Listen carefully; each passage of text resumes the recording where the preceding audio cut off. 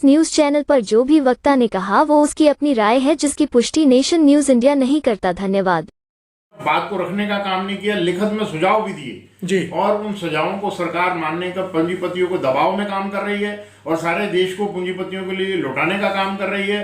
तो ये ज्यादा देर नहीं चलेगा। अल्टीमेटली हमारे 10 मजदूर संगठन, देश के जो बड़े संगठन हैं, उन्होंने हमने फैसला किया कि 30 जनवरी को जब महात्मा गांधी की हत्या की गई थी देश में आजादी के टाइम पर, वो उसी दिन को हम देश में एक बहुत बड़ा राष्ट्रीय सम्मेलन करने जा रहे हैं। उस सम्मेलन में ये सारे इश्यूज के ऊपर चर्चा की जाएंगी और उसके ऊपर बातचीत होंगी। जिस तरीके से किसान परेशान है, जिस तरीके से मजदूर परेशान है, और सारे के सारे मिनिस्टर ऐसी बातें करते हैं कि जैसे गरीब आदमी के हितैषी वही हैं। और उसके बाद सिक्योरिटी गार्डों के इतनी बड़े बड़े कमांडोज के छत्रछाया में घूमते रहते हैं और आम देश के नागरिक की क्या हालत है, क्या उनकी दुर्दशा है, उसको देखने का काम नहीं कर रहे हैं।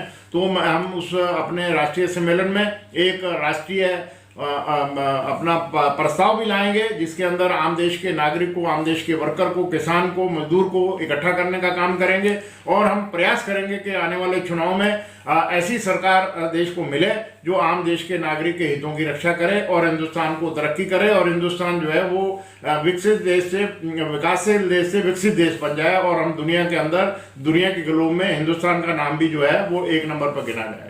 क्या सर इस जो आपका जो राष्ट्रीय अधिवेशन होने जा रहा है, इसके अंदर क्या पॉलिटिकल्स लोगों का भी श्रेय रहेगा, आना जाना रहेगा? नहीं, हम पॉलिटिकल पार्टी, क्योंकि हम पॉलिटिकल पार्टी से बिल्कुल दूर रहते हैं। पॉलिटिकल पार्टी भी लोगों को बेवकूफ़ बनाने का काम करती हैं। सही मायने में जो देश का इशू है उसको, उसके लिए संघर्ष नहीं करती हैं।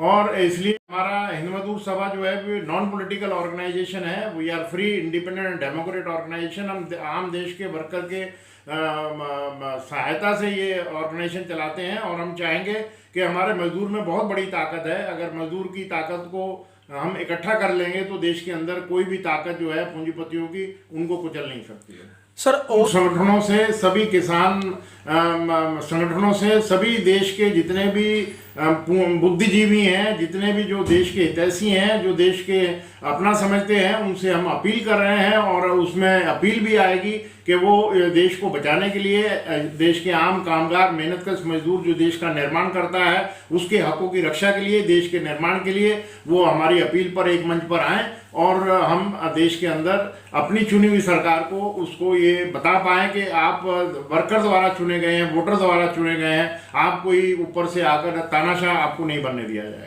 सर, इस प्रोग्राम का अधिवेशन का क्या एजेंडा है और कहाँ होगा, किस तारीख को होगा, एक बार हमारे दर्शकों को? 30 तारीख को सुबह 11 बजे जो मवलंकर हॉल के अंदर एनेक्सी हैं दोनों, उस एनेक्सियों को बड़ा कर दिया गया है। उसी के अंदर ये होगा। तकरीबन पूरे देश के अंदर से, हर सेक्टर से 1500 लीडर इसमें भाग लेने आ रहे हैं और बहुत ही हमें उम्मीद है कि बड़ा कामयाब होगा। और इसके अंदर जो भी हम चर्चाएं करेंगे, जो मैंने आपसे शॉर्ट में अपनी बात को रखा है, उसको डिटेल में वहाँ पर बात करेंगे और उसके बाद सबकी सर्वसम्मति से एक राष्ट्रीय डिक्लेरेशन हम वहाँ से इशू करेंगे और उसके ऊपर पूरे देश के अंदर ब्लॉक लेवल से, डिस्ट्रिक्ट लेवल से, स्टेट लेवल तक आम देश के नागरिक को हम जागरूक करना और उनको इकट्ठा करना का काम करेंगे। सर, अगर कोई भी संगठन अगर आपसे मिलना चाहे, आपसे बातचीत करना चाहे, तो उसके लिए कोई आपकी गाइडलाइन है क्या? कोई ऐसा कोई मोबाइल नंबर या व्हाट्सएप नंबर आपने इशू करा है?